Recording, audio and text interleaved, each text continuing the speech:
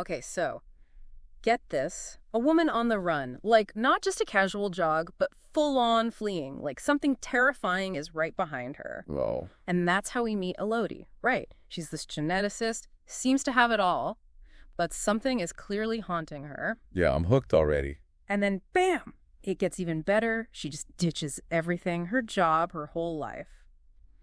After this super tense moment at a lecture, what do you think was going through her mind?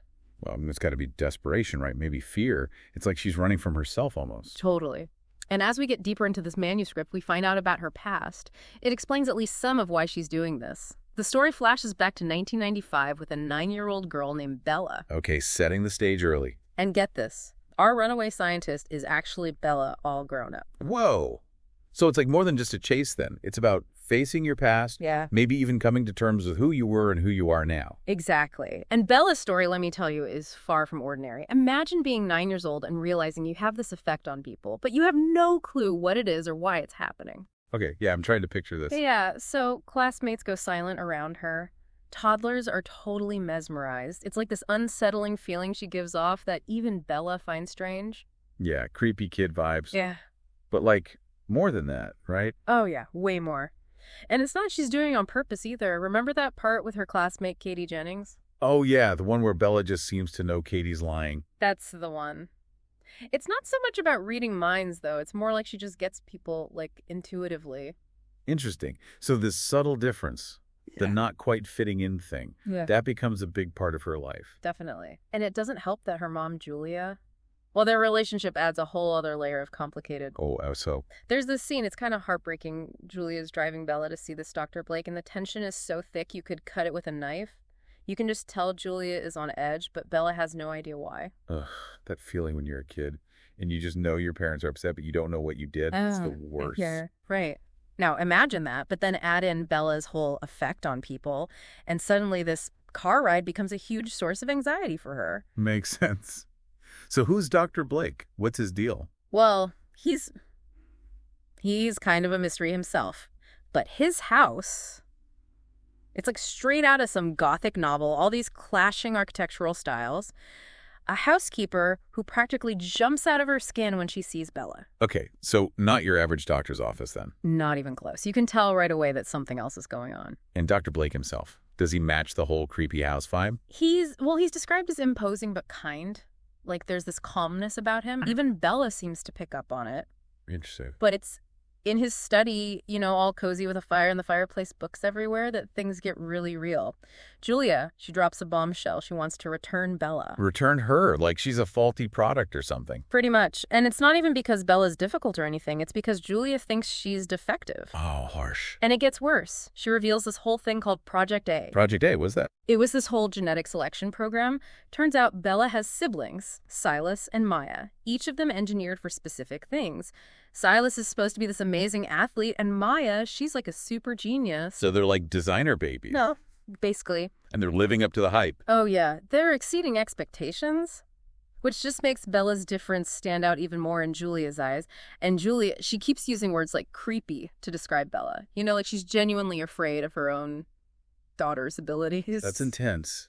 So what is it about Bella's effect on people that's so, I don't know, unsettling, scary even? Yeah. Especially to her own mother. Right. It's a great question. Is it dangerous somehow? Or is it just the fear of the unknown, something Julia can't control or explain? Interesting. And get this, while all this is going down, Julia's practically begging Dr. Blake to take Bella back. Bella's in another room, a schoolroom, and she runs into a boy. He just looks at her and says flat out, "You're not that pretty." Ouch. Yeah, but remember, Bella has this effect on people. Right. This boy. He doesn't seem to notice it at all. He's almost immune. Interesting.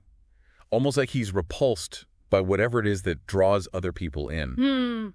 Okay, now I have so many questions. Who's the boy? Is he another part of Project A? Another experiment? It's like the author's dangling a new thread right in front of us and we can't help but pull on it. Exactly. See, that's what gets me. That comment, "You're not that pretty." It's like, wait a minute. This changes things. Right. It's not just some random kid being rude. Exactly. It's like a clue. What if Bella's not the only one? What if there's a whole, I don't know, a whole group of them? Kids from this Project A. It's like the story is widening, you know? No, We no. started with Bella as a kid, and now it feels much bigger. Like we're dealing with the whole issue of genetic engineering, not just one girl. And don't forget, Elodie. That's Bella, all grown up, years later. She's a big-time geneticist at Flintworth University. Think about that. Oh, wow. Talk about irony. She's working with the very science that created her, but she's also Yeah. like hiding from it at the same time. And get this. The title of her big lecture, Genetic Modification, Key Scientific Development or Monstrosity of Nature. Come on. You have to wonder what's going through her head. Right. I mean, knowing her own story, it's intense. It is. The story hints at how she feels about it, though. Like, Mhm. she's not comfortable lecturing. She has this almost like a physical reaction to the university itself. Yeah, it's described as very sterile, Right. cold, a total 180 from Dr. Blake's house. Totally different vibes. One is all about science, but then the other one is like the messy part of science actually happening. And then, bam, enter Felix Bryden. Right when Elodie's trying to blend in, Felix recognizes her. Busted. So much for keeping a low profile. Right. And Elodie, she just panics. She's terrified. She has to get out of there. It's more than just changing your name and laying low, you know? Yeah, it's like she's trying to outrun who she really is. And then she just leaves. She walks out of her lecture, leaves her colleagues, her whole life. Just like that. Wow. Okay, so she's on the run, but from what? Or from whom? Is it like the scientific community? Or is it something shadier? Something to do with Project A? Right. Like, who else knows about Bella? We have Dr. Blake, obviously. Yeah. Then the boy in the schoolroom, and now Felix Bryden. And they all know something. But we don't. At least not yet. It's like the story is building this web, and we're caught right in the middle of it. It makes you think, what if Project A was even bigger than we thought? Exactly. Like we're just scratching the surface. It's like we're putting together this puzzle, Right. but the more pieces we find, the bigger the puzzle gets. And the picture keeps changing too. Exactly. We started with Bella. Right.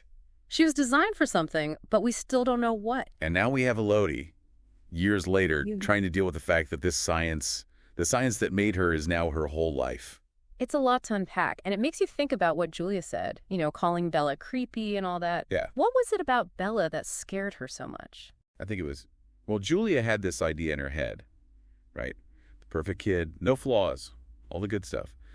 But Bella, she messed that all up. She was proof that you can't control everything, even with genetics. Right. It's like life or science always finds a way. Totally. But this isn't just about survival.